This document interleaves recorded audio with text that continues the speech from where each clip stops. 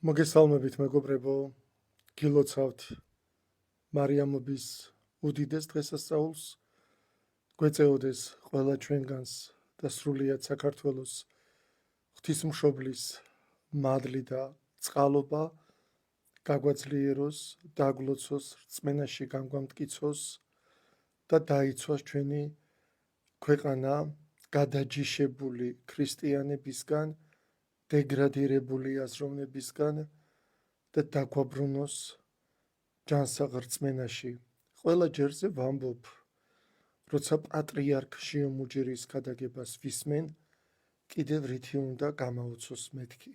მაგრამ დღევანდელმა ქადაგებამ გამაშეშა და საერთოდ ვფიქრობ, ეს ადამიანი გონი რომ დიდი ხანია უკვე დედამიწაზე არ არსებობს და სადღაც არ არსებული პლანეტიდან გვესაუბრება.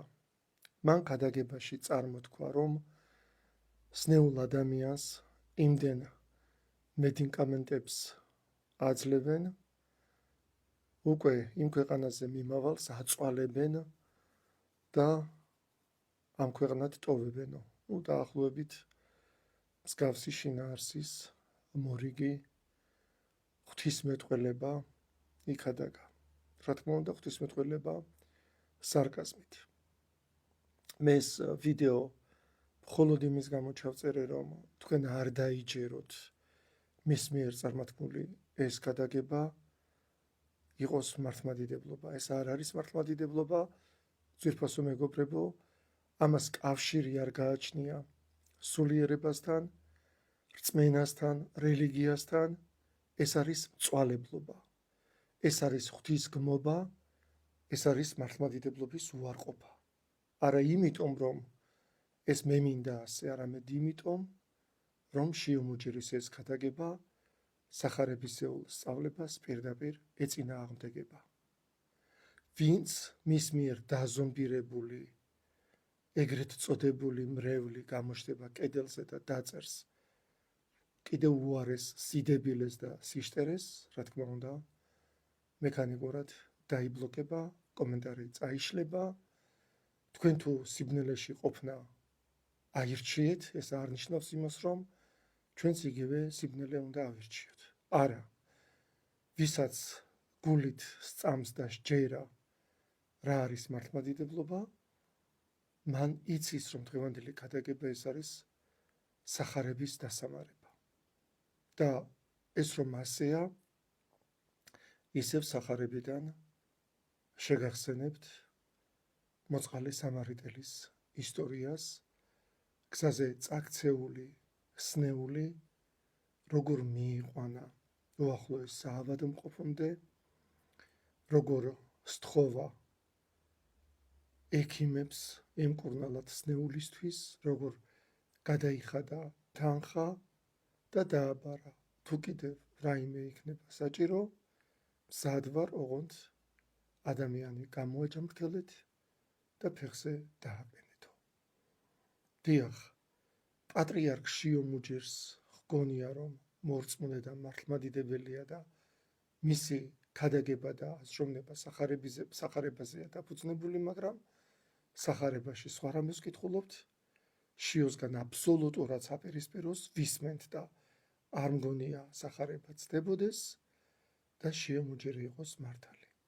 ამას გარდა ეკლესიამ ტრადიციად აქცია შვიდგზის ზეთისწყება. რატომ? იმიტომ, რომ უმკურნალონ სნეულებს იქნებ გადაარჩინონ, იქნებ ფეხზე დააყენონ და იქნებ მძიმე მდგომარეობიდან გამოიყვანონ.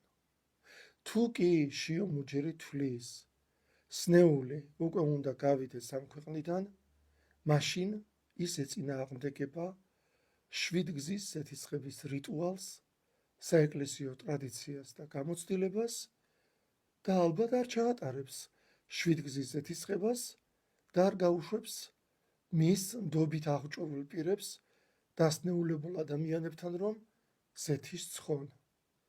იმდენად არათანმიმდევრულია ეს ადამიანი, იმდენად არაადეკვატურად ქადაგებს, მე ვფიქრობ, რომ უკვე დროა საზოგადოების ძალიან დიდმა ნაწილმა დადოს დასკვნა და საერთოდაც, როდესაც იციან, რომ მისმა ქადაგებამ შეიძლება კიდევ ერთხელ გააოცოს საზოგადოება, იქნებ წინასწარ მაინც ურჩიონ, რა უნდა თქვას, რაზე უნდა იქადაგოს და როგორ უნდა იქადაგოს.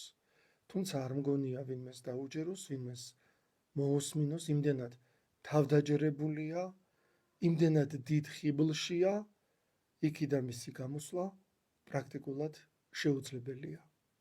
თქვენ კი ძვირფასო მეგობრებო, როდესაც სნეულს დაინახავთ, აუცილებლად უმკურნალეთ, აუცილებლად წამლები შეუძინეთ, საავადმყოფოშიც მიიყვანეთ და რაც შეგიძლიათ, ყველაფერი გააკეთეთ.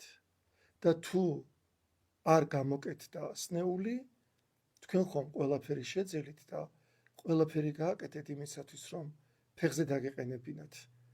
დანარჩენი უფალს მიანდეთ. შიომუჯერის ქადაგებას არ მოусმინოთ, ეს არის უიმედო ადამიანის ცოცხლად დამარხვა და დასამარება, რომელიც წესით ნებისმიერმა ადამიანმა უნდა გააპროტესტოს და გაემიჯნოს, რადგან სამწუხაროდ უკვე ვგრძნობ, რომ მსგავსი სიბრძნეებით ჩვენ აუცილებლად გაგვაოცებს პატრიარქი შიო მესამე მუჯირი.